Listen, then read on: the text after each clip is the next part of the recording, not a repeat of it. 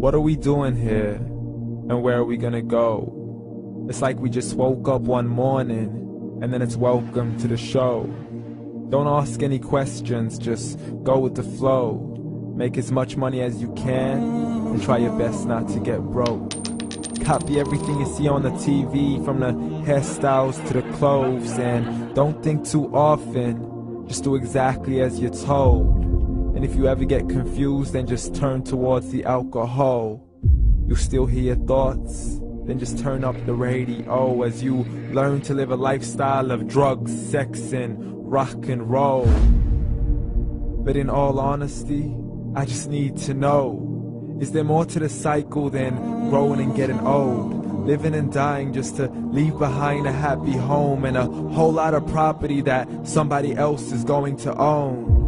I just really need to know before the casket's closed, 'cause I'm not willing to gamble with my soul, nor am I ready to take any chances. These are just simple life questions and I'm just searching for some answers. Like, what are we doing here? And what is our purpose? How did we get here, and who made us so perfect? And what happens once we go, or is this world all really worth it?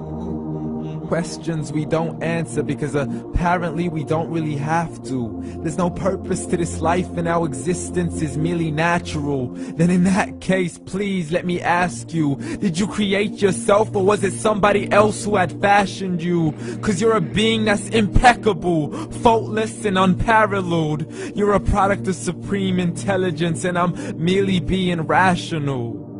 For there isn't a camera on this earth that can come close to the human eye, nor a computer that can compete alongside the human mind. And if the whole world was to come together, we wouldn't be able to create a single fly. So many signs, yet we still deny. As science tries to justify that all this could come from none, when it's a simple sum. 0 plus 0 plus 0 cannot possibly ever give you 1. So from where did all this order come? For everything has its origins, a maker, a creator of its own. I mean, the only reason you're watching this video is because somebody had to press upload. So we can believe in the Big Bang, but I'd rather believe in He who caused it to explode. Allah, the creator of everything along with every single soul. The ever-living, the master, the only one who is in control. Unlike his creation, beyond our imagination. And no, he's not a man, nor does he have any partners in association. He's on his own. And no, he did not ever leave us alone. Just like every manufacturer, he left us with an instruction manual. The Quran and Islam, and I'm sorry to jump to conclusions, but it's the only one possible.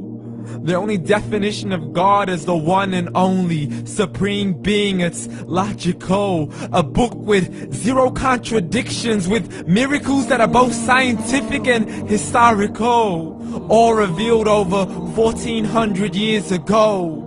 Like the detailed description of the human embryo. The descriptions of the human embryo in the Quran cannot be based on scientific knowledge in the 7th century. To the mountains as pegs holding firm the earth below, and the 2 seas that don't mix in a complete separate flow. To the planets in orbit, alternating night and day as they stay in flow. The expansion of the universe and the creation of everything from H2O. To the stories of the past and the preservation of Pharaoh. To identifying the lowest point in the land where Persia defeated Rome. The gushing fluid that created man in the glands between the ribs and the backbone. And not a word has changed, it's still the same. So please explain how all this was known over 1400 years ago. To a man who couldn't read or write, as he would recite whatever the angels spoke. And if you still don't believe, please try to come up with something that's even close. But you can't, so we took God as a mockery and his messengers as a joke. Muhammad could not read or write. How's somebody who can't read or write gonna start a religion? Dismiss these scriptures as legends and tales of the ancient folk, as we live life according to our whims, desires, and hopes. saying this life is the only home we will ever know. We will live then die, then simply turn to bones. YOLO! Correction, after the grass dies, the rain arrives and it regrows, and Allah promises to do the same thing to your very soul and bring you back from your very fingertips to your toes, as the all-seeing supreme being watches us so close, and we are surely being tested in our wealth, our health, and our self, and everything that we've been blessed with. So believe, for we will surely be resurrected and be brought back to our Lord and account for every single deed, as He hands us our books and orders us to read. From the bad to the good and everything in between. You yourself are sufficient for your own accountability, so don't be mad at me. You are the one who thought He wouldn't come back to me. I gave you a whole life long to search after me, but you were busy in all that which was temporary. So read, and glad tidings to all those who believed. And if you disbelieve, read.